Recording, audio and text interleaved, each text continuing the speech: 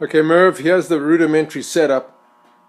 It's just a cheap bandsaw at the back there. I'm changing it to a new bandsaw, but that's just what I had at the time.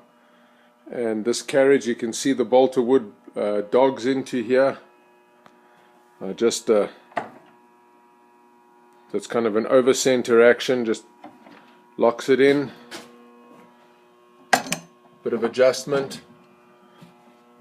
The plates on the side have got little tits on them, little sharpened tits, and that dog's in, and then turning this handle I can index that bolt of wood. Now I won't run the saw, but now I just run it by hand, and you can see over here the bolt runs past this vertical gang saw, and then immediately after that through the vertical bandsaw, and off the end of the fence the half-inch by half-inch squares come out. So I just run it past, take the finished product off, just back it off slightly, retract up against the fence again, and then start my cut again. This has been set up with I think 20 blades on the vertical gang saw, running a 3 horsepower motor, just using these real tiny little skinny little skill saw blades, and they work really well. Minimal kerf, but the problem is I don't think the motor's got the jam, and I certainly don't have the jam on the bandsaw to be running a block of wood 10 or 12 inches high through that. The carriage here that the guy built for me, the tracks, I'm really unhappy with the tracks. There's just way too much movement in the carriage.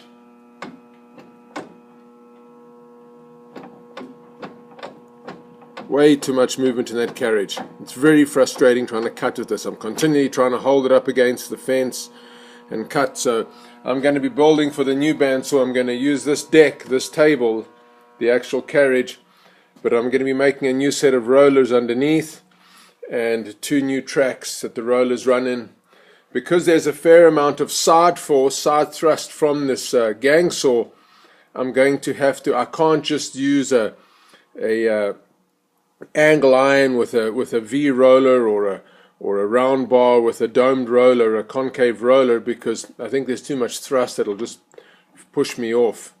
So I'm having to run side wheels within this channel on both sides, left and right, or nearest the blade and furthest from the blade, and that should help really keep it centered. I would ultimately like to get rid of this fence, and because if I get it up nice and snug up against the fence, I've got the friction of running against the fence.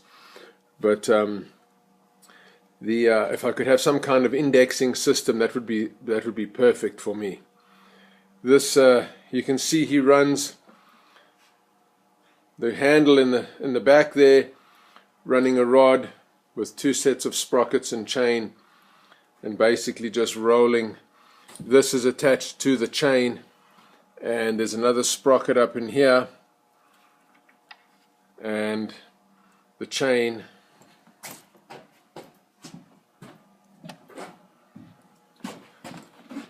so when the handle is turned,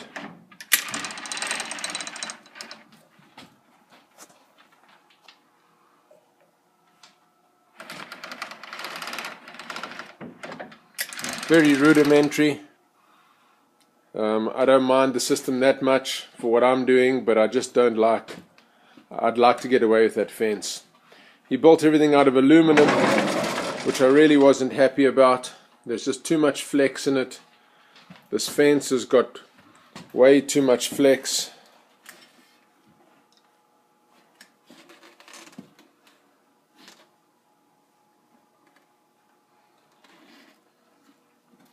I had to stabilize between the track and the fence over here with this little bracket, but it's still He made the fence adjustable, so it's on this cam system here, and I can adjust it with this handle, but once it's set up for the 1/2 inch or whatever it is, I don't need to adjust it anymore. It's just a mite under 1/2 inch. The center to center on these blades is 1/2 inch, and that's what I really need to be. So it's going to be, I guess, 7/16